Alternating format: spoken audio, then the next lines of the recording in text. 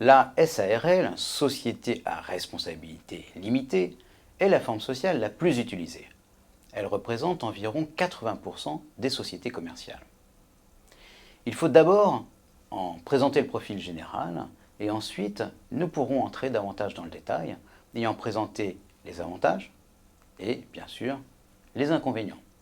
Commençons d'abord par dessiner le profil général de la SARL. La SARL est une société hybride, à la fois mi-société de personnes et mi-société de capitaux. Dans le sens d'une société de personnes, on peut relever que les associés d'abord sont peu nombreux, de 2 à 100 au maximum. L'idée du législateur est qu'ils doivent pouvoir tous se connaître.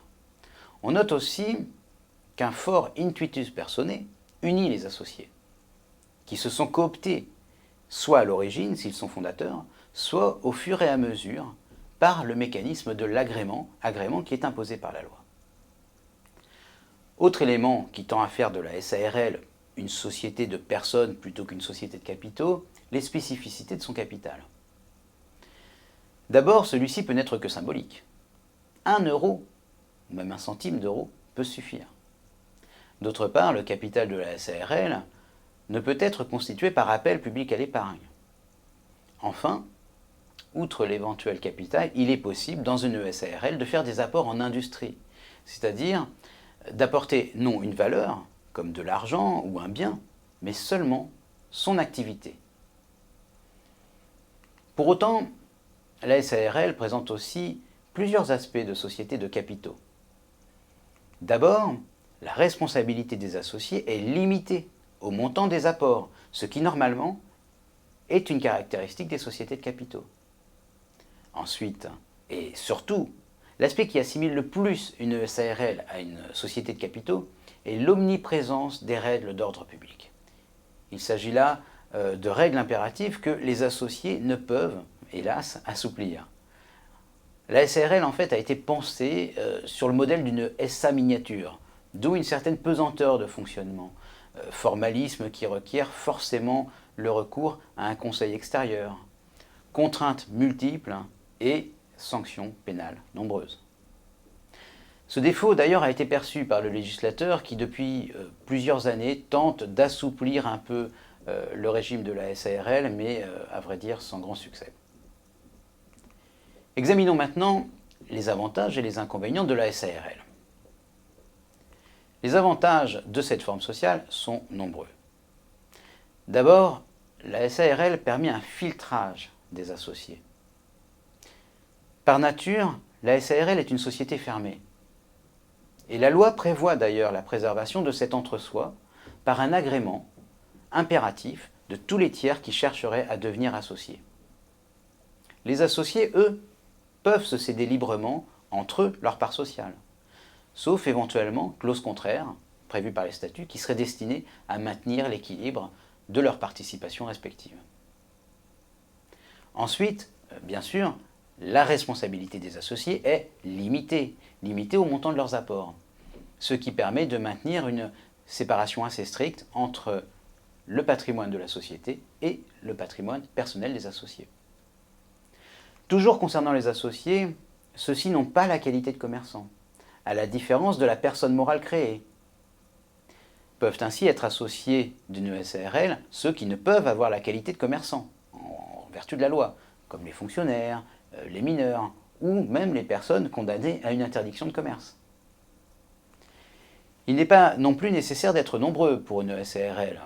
Il ne faut que 2 associés au minimum. Et en dessous, donc avec un seul associé, la SARL devient automatiquement une EURL, et ce sans qu'aucune formalité ne soit nécessaire. Précisément, l'EURL présente l'intérêt d'être une technique d'organisation d'une entreprise. En effet, elle permet de réaliser ce que l'on nomme un patrimoine d'affectation, c'est-à-dire un patrimoine qui est dédié à l'entreprise, patrimoine dédié qui est distinct du patrimoine propre de l'associé unique. L'associé unique, d'ailleurs, peut être une personne morale, ce qui peut être très utile lorsque l'on souhaite avoir une filiale à 100%. Autre avantage de la SARL, elle est dotée d'un statut légal très détaillé. Cet encadrement législatif de la SARL offre des garanties de bonne organisation, puisqu'il propose des standards de fonctionnement. Et il est vrai que faire du sur-mesure est toujours délicat et suppose, pour rédiger les statuts, des connaissances juridiques approfondies. Donc, le très fort statut légal permet de rassurer tous ceux que la liberté d'organiser les règles statutaires pourrait effrayer. Autre avantage, l'absence d'exigence en termes de capital, avantage intéressant pour tous ceux qui souhaitent entreprendre avec plus d'idées que de capital. La situation des gérants est également favorable. Si le gérant est non majoritaire, il a la possibilité de cumuler sa gérance avec un contrat de travail. Concrètement, cela signifie qu'il ne peut être licencié tant qu'un autre gérant n'a pas été nommé. Justement, la révocation du gérant n'est pas libre dans la SARL, comme c'est le cas dans d'autres formes sociales. La révocation du gérant de la SARL doit intervenir pour juste motif. Enfin, sur un plan plus strictement fiscal, la SARL est soumise à l'impôt sur les sociétés. Mais elle a la possibilité d'opter pour l'impôt sur le revenu si ses associés y ont intérêt. Dernière précision importante, la SARL a la possibilité d'émettre des obligations pour se financer. Et elle peut aussi très facilement se transformer en SA ou en SAS. On le voit, les avantages de la SARL sont très nombreux, ce qui justifie la faveur de cette forme sociale.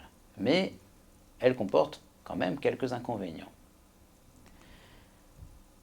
On peut d'abord relever les inconvénients de ces avantages.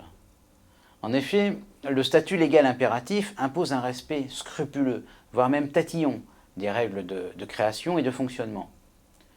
Le respect du droit des sociétés est impératif sur la plupart des aspects de la vie sociétaire. Et la marge d'aménagement contractuel est assez réduite. Ce carcan légal explique d'ailleurs la migration de nombreux entrepreneurs vers la SAS.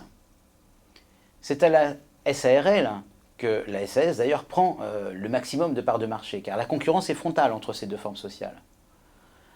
D'ailleurs, le plus souvent, les hésitations quant à la forme sociale à choisir ne concernent guère que la SARL ou la SAS.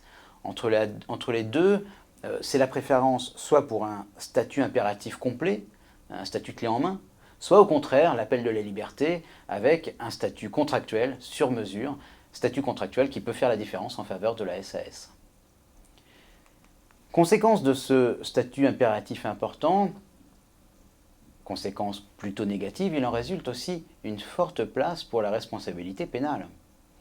De nombreuses infractions sont prévues spécifiquement pour la SARL, et c'est notamment le cas de l'abus de biens sociaux qui peut être réprimé dans toutes les SARL, y compris dans l'EURL. Un autre inconvénient vient de la pratique. En effet, la responsabilité limitée de la SARL peut s'avérer illusoire. Pour obtenir des crédits, les banques exigent presque toujours une caution personnelle des dirigeants, voire des associés. C'est notamment le cas lorsque la SARL est sous-capitalisée.